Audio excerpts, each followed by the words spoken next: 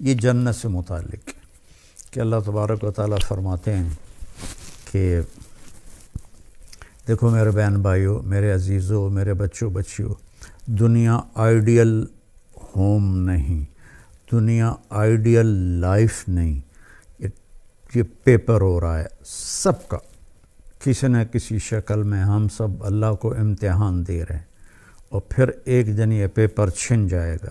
جیسے امتحان دیتے ہیں تو 3 گھنٹے کا ٹائم ہوتا ہے، تو جو ہی وہ ٹرن ہوتا ہے تو پیپر چھین لیا جاتا ہے۔ ہماری ٹرن ہے موت، موت کے ساتھ ہی ہم سے یہ زندگی کا پیپر چھین لیا جائے گا۔ جو اس پہ لکھا ہے وہ اللہ کہے گا اقرأ کتابک کفیٰ بنفسک اليوم علیک حسیبا، میرا بندہ یہ پڑھ لے پیپر اپنا، یہ سب کچھ تیرا اپنا کیا ہوا ہے اور تیرا اللہ حساب کرنا بہت جانتا ہے۔ کچھ خوش قسمت ہوں گے جن کے پیپر اچھے ہوں گے، وہ جنت میں جائیں گے، کچھ بدقسمت ہوں گے جن کے پیپر برے ہوں گے، وہ جہنم میں جائیں گے۔ لوگ کہتے ہیں اپنی مرضی کی زندگی گزارو اور مزے کرو، اللہ کی قسم اپنی مرضی کی یہاں کوئی بھی زندگی نہیں گزار سکتا، چاہے وہ سلیمان علیہ السلام کی حکومت کا مالک ہو، قارون کے خزانے ہوں۔ یہ دنیا کا ڈیزائن ہی ایسا ہے کہ اپنی مرضی ٹوٹتی رہے گی، ٹوٹتی رہے گی، ٹوٹتی رہے گی۔ یزید بن عبد الملک 3 بر اعظم پہ حکمران تھا، عبد الملک کا بیٹا، اس کے بعد ولید آیا، اور اس کے بعد سلیمان آیا، پھر حضرت عمر بن عبدالعزیز رضی اللہ عنہ آئے، پھر عبد الملک کا بیٹا یزید آیا۔ تو وہ ایک دن کہنے لگا کون کہتا ہے کہ بادشاہوں کی زندگی مزے کی نہیں ہوتی اور وہ اپنی مرضی کی زندگی گزار نہیں سکتے، میں آج کا دن مزے سے گزاروں گا اور اپنی مرضی سے گزاروں گا، اور حکم دیا کہ محل کے دروازے سب بند کر دو اور مجھے کوئی خبر نہ سنائی جائے، حکومت کی، بغاوت کی، کسی چیز کی مجھے کوئی خبر نہ سنائی جائے۔ اور اس کی ایک باندی تھی حبابہ، وہ بہت حسین تھی، تو اس کو وہ لے کر اپنے محل میں بیٹھ گیا کہ آج کا دن میں حبابہ کے ساتھ مستی کروں گا۔ تو باتیں کرتے کرتے اس کو اپنی گود میں لٹا لیا، اور انگور پڑے تھے تو ایک دانہ اٹھاتا اور اس کے منہ میں ڈال دیتا، وہ اس کو کھا لیتی، پھر دوسرا دانہ اٹھاتا اس کے منہ میں ڈال دیتا، اس طرح کی ایک مزے کی شکل بنی۔ پھر ایک دانہ اٹھا کر اس کے منہ میں ڈالا تو اس کے حلق کے اندر جا کے پھنس گیا، تو اس کا کھانسی، سانس کھڑا، وہ دانہ نہیں نکلا، اور یہاں تک کہ وہ اس کے سامنے تڑپ تڑپ کے مر گئی، اور اس کا مرضی سے گزارنے والا دن سب سے زیادہ اس کے لیے خوفناک دن بن گیا۔ اتنا غمگین ہوا، 3 دن تک اس نے اسے دفن نہیں کرنے دیا، اس کی لاش سامنے رکھ کے بیٹھا رہا۔ تیسرے دن اس میں بدبو پڑنے لگی اور جسم گلنے لگا، تو پھر زبردستی اس کے رشتہ داروں نے، اس کے بھائی ہشام نے اسے چھین کر اس کو دفن کیا۔ تو مرضی کی زندگی یہاں نہیں، آگے ہے، جہاں یہ میں آپ کے سامنے آیت پڑھی ہے کہ وہاں موت ختم، بڑھاپا ختم، بیماری ختم، غریبی ختم، فقر ختم، غم ختم، دکھ ختم، ہر قسم، نیند ختم، نیند بھی نہیں آئے گی، ہمیشہ جاگتے رہیں گے۔ تو اللہ فرما رہے ہیں کہ ان کو جب بھی کوئی پھل پیش کیا جائے گا تو وہ کہیں گے یہ تو ہم نے ابھی کھایا ہے، لیکن جب وہ کھائیں گے تو پتہ چلے گا کہ نہیں یہ تو کوئی اور ہے، وہ تو اس کے مشابہ تھا جو پہلے کھایا تھا۔ تو اس پر میں آپ کو حدیث سے وضاحت کرتا ہوں کہ حدیث شریف میں اس آیت کے ذیل میں ابن القیم رحمہ اللہ نے ایک حدیث لکھی ہے کہ جنتی بیٹھے ہوں گے میاں بیوی سارے تختوں پر، تو دروازے پر دستک ہوگی اور ایک فرشتہ نوکر دروازہ کھولے گا تو ایک فرشتہ کھڑا ہوگا تھال لے کر، اور تھال کے اوپر ایسے کپڑا ہوگا، وہ کہے گا اپنے مالک سے اجازت دو، مجھے اللہ نے بھیجا ہے۔ تو اللہ کی طرف سے آیا ہوا بھی جنتی سے اجازت لے کے اندر داخل ہوگا۔ یہ عزت و جلال و کمال کی بات۔ یہاں تو آج بادشاہ ہوتا ہے، کل پھانسی چڑھ جاتا ہے۔ تاریخ پڑھو کیا حال ہوا لوگوں کا۔ وہ اجازت دے گا تو آ کر اس کے سامنے ایسے تھال پہ رکھے گا، کہا جی یہ اللہ نے آپ کے لیے تحفہ بھیجا ہے۔ تو جب وہ ایسے اس سے کپڑا اٹھائیں گے تو کہیں گے او بھائی یہ تو ابھی کھایا ہے، یہ تو میری جنت کا پھل ہے، یہ تو میں نے ابھی کھایا ہے۔ تو وہ فرشتہ کہے گا کہ اللہ تعالیٰ فرما رہے ہیں کہ ذرا ایک ٹکڑا اس میں سے لے کر آپ چکھیں۔ تو بیگم صاحب بھی بیٹھی ہیں، میاں صاحب بھی بیٹھے ہیں، تو وہ اس کو کاٹنے کی تو ضرورت نہیں پڑے گی، وہ ہاتھ لگائیں گے، وہ کٹ کے ہاتھ میں آ جائے گا، اس کو منہ میں ڈالیں گے۔ بیگم نے بھی ڈالا، خامن نے بھی ڈالا۔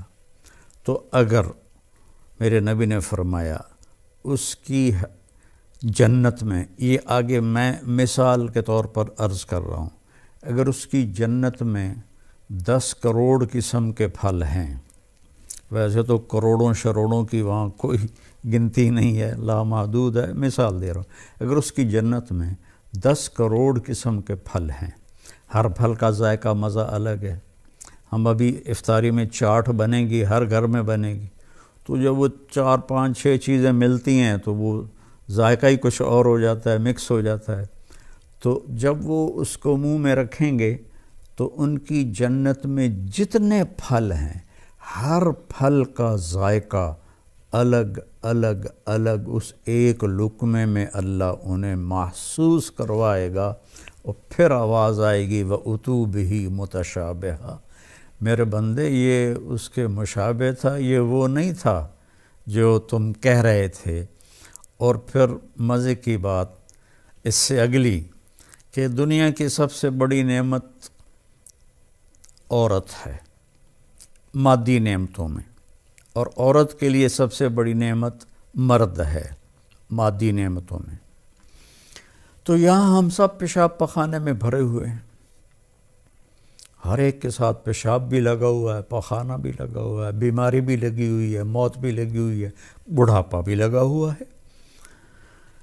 تو وَلَهُمْ فِيهَا أَزْوَاجٌ مُطَهَّرَةٌ، تمہاری بیویاں ہوں گی پاکیزہ، نہ وہاں کوئی حمل ہوگا اور نہ وہاں کوئی ولادت ہوگی، اور نہ بڑھاپا آئے گا، نہ رنگ بدلے گا، نہ روپ بدلے گا، نہ جوانی ڈھلے گی، نہ غم سے پریشانی آئے گی، نہ ڈپریشن ہوگا، نہ انزائٹی ہوگی، خوشیاں ہی خوشیاں، پاکیزہ، خوشبودار۔ اللہ تعالیٰ جنت کی عورت، دنیا کی عورت کو جنت کی عورت سے 70,000 گنا زیادہ خوبصورت بنائے گا جنت میں۔ اور جنت کی حور کا حسن بتا دوں کہ یہ دیکھیں، یہ میری یہ انگلی کا یہ اس کو فنگر ٹپ کہتے ہیں، فنگر ٹپ، اور عربی میں اس کو بنان کہتے ہیں، اردو میں پورا کہتے ہیں، کہ جنت کی حور کا یہ پورا اس طرح سورج کو دکھا دیا جائے، جیسے لائٹ میرے سامنے ہے، اس طرح دکھا دیا جائے تو سورج اس کی انگلی کے پورے کے نور کے سامنے غائب ہو جائے گا، جیسے سورج کے سامنے ستارے غائب ہو جاتے ہیں۔ تو ایمان والی عورت کا حسن کیسا ہوگا، جو کبھی ڈھلتا ہی نہیں، کبھی ڈھلے گا نہیں، کبھی خواہشیں نہیں مٹیں گی، اب تو یار بوڑھے ہو گئے، اب تو کچھ ہوتا نہیں۔ تو ایک جگہ میں بیٹھا تھا، کافی پرانی بات ہے، تو ایک صاحب کے سامنے قورمہ آیا، وہ بوڑھے ضعیف تھے، تو میں پاس بیٹھا تھا، میں اس وقت کوئی 34-35 سال کا تھا، تو انہوں نے قورمہ اپنے سامنے سے ہٹا کرنا میرے سامنے رکھ دیا، اور کہنے لگے لو بھائی کھاؤ، ہمارے تو کھانے کے دن بھی گئے اور نہانے کے دن بھی گئے۔ تو وہاں ایسا کبھی نہیں ہوگا، کبھی نہیں ہو، اور ویسے نہانے کی ضرورت بھی نہیں پڑے گی۔ تو وَهُمْ فِيهَا خَالِدُونَ، سب سے بڑی دولت ہمیشہ ہمیشہ ہمیشہ ہمیشہ۔ کبھی کبھی میں سوچتا ہوں نا کہ نو اینڈ، کوئی انتہا نہیں، یہ کھوپڑی میری ایسے ایسے ہلنے لگتی ہے، چونکہ ہمارا دماغ تو لمیٹڈ سوچتا ہے، کھلا نہیں سوچ سکتا ہے۔ ہم فیہا خالدون، کروڑوں سال کے بعد بھی وقت آف ہو جائے گا، وقت کا سوئچ آف ہو جائے گا۔ جیسے معراج پر جاتے ہوئے اللہ نے پوری دنیا میں ٹائم سوئچ آف کر دیا، تو آپ سات آسمان، جنت، دوزخ، عرش، فرش، لوح، قلم، کرسی اور اللہ تک کا دیدار کر کے آئے اور واپس آئے تو بستر ویسے ہی گرم تھا۔ تو اللہ تعالیٰ وہاں وقت کو آف کر دے گا۔ تو یہ دو پہلے پارے سے میں نے آیات چنی تھی آپ کی خدمت میں پیش کرنے کے لیے۔ میرے نبی نے فرمایا کہ اطلب الجنت جہدکم، جنت کمانے کے لیے پوری جان لگا دے، وَاہْرَبُوا مِنَ النَّارِ جَہْدَكُمْ، اور جہنم سے بچنے کے لیے پوری جان لگا دے۔ دنیا کے لیے نہیں کہا کہ پوری جان لگا دے، کہ جنت کے لیے کہا پوری جان لگا دے۔ اللہ تعالیٰ نے جب دنیا کے لیے فرمایا تو کہا فَانْتَشِرُوا فِي الْأَرْضِ، جاؤ زمین میں جاؤ میرا رزق تلاش کرو۔ نماز کے لیے فرمایا فَاسْعُوا إِلَىٰ ذِكْرِ اللَّهِ، نماز کے لیے تیزی سے آؤ، تیزی سے آؤ، بھاگ کے آؤ نماز کے لیے۔ جنت کے لیے فرمایا سارعوا إِلَىٰ مَغْفِرَةٍ مِّن رَبِّكُمْ وَجَنَّةٍ عَرْضُهَا السَّمَاوَاتُ وَالْأَرْضِ، کہ جنت کے حاصل کرنے کے لیے اور میری بخشش حاصل کرنے کے لیے ایک دوسرے سے مقابلہ کرو، اور مقابلے کی دوڑ لگاؤ، جیسے کہ ٹریک پر دوڑ لگائی جاتی۔ ایک دوڑ لگا رہے تو لوگ باغ میں، جس کو جاگنگ کہتے ہیں، کوئی آگے نکل گیا کوئی پیچھے رہ گیا، وہ اپنی چال چلتا ہے۔ یہاں اللہ کہہ رہا ہے نہیں، دوڑو، ایک دوسرے سے آگے نکلو، ایک دوسرے سے آگے نکلو۔ اور پھر جب اللہ نے کہا میری طرف آؤ تو سب سے طاقتور استعمال کیا فَفِرُّوا إِلَى اللَّهِ، سرپٹ بھاگو، سرپٹ بھاگو اپنے اللہ کی طرف۔ اور فرار اس دوڑنے کو کہتے ہیں جس میں کسی چیز سے ڈر کے آدمی بھاگ رہا ہو تو اس کی رفتار تیز ہو جاتی ہے۔ تو اللہ تعالیٰ کہتا ہے میرے سوا ہر چیز تمہارے لیے مصیبت ہی ہے، ان سب سے جان چھوڑا کے بھاگو اللہ کی طرف۔